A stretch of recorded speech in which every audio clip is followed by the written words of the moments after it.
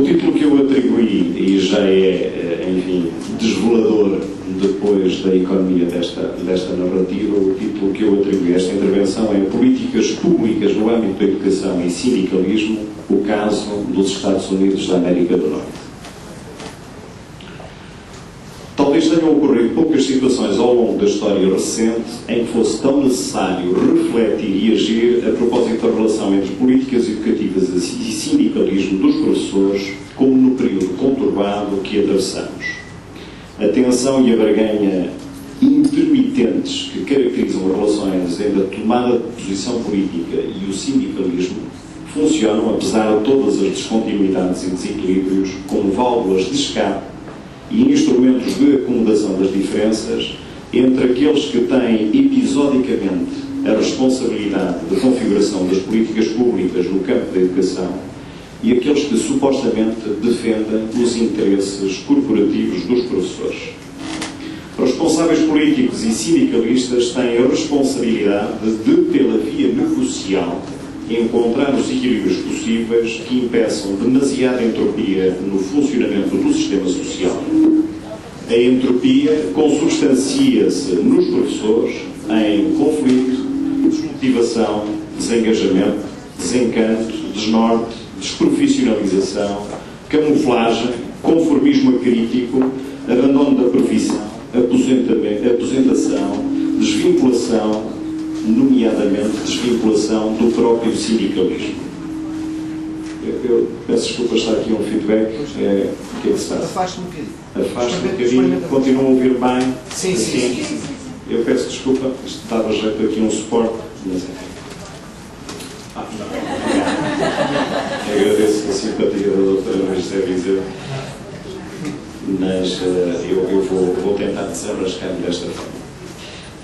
O período que atravessamos no nosso país apresenta neste domínio um elevado nível de entropia que não se resolverá rapidamente e cujos efeitos nocivos perdurarão provavelmente durante as próximas décadas. Globalmente, esta situação, caracterizada por uma profusão de incidentes críticos e por um mando crescente de descrença e de apatia por parte dos professores, poderá dar origem a dois cenários que eu sintetizei da seguinte maneira. O cenário A passará por uma reinvenção do sindicalismo através de uma atualização dos seus propósitos, das suas agendas e das suas práticas, que permita uma reaproximação com os professores e a reafirmação do seu papel negocial e político. Isso exige uma alteração de posicionamento dos sindicatos face ao poder político, aos outros parceiros sociais e políticos e ao público em geral. O cenário B passará por uma erosão do papel social e político do sindicalismo e pela emergência de outros atores e grupos de pressão ou lobbying que desempenhem papéis de contrapoder, de subversão ou de defesa de interesses sustentáveis ou episódicos de grupos circunscritos dentro ou fora da profissão docente. Portanto, no fundo, passará por uma atomização daqueles que venham a ter a responsabilidade, nomeadamente a responsabilidade da negociação sindical mais ou menos formalizada.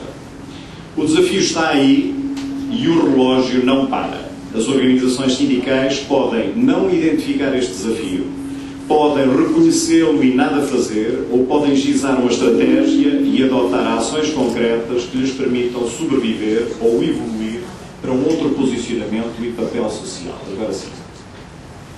Depois de muito ponderar sobre o enfoque da minha intervenção neste seminário subordinado à temática Políticas Educativas e Sindicalismo, optei por concentrar a minha atenção com a intencionalidade de ser útil e com a quase certeza de ser diferente daquilo que já tinha sido aqui ouvido, numa breve panorâmica sobre o estado de relações entre políticas públicas no domínio da educação e sindicalismo nos Estados Unidos da América do Norte.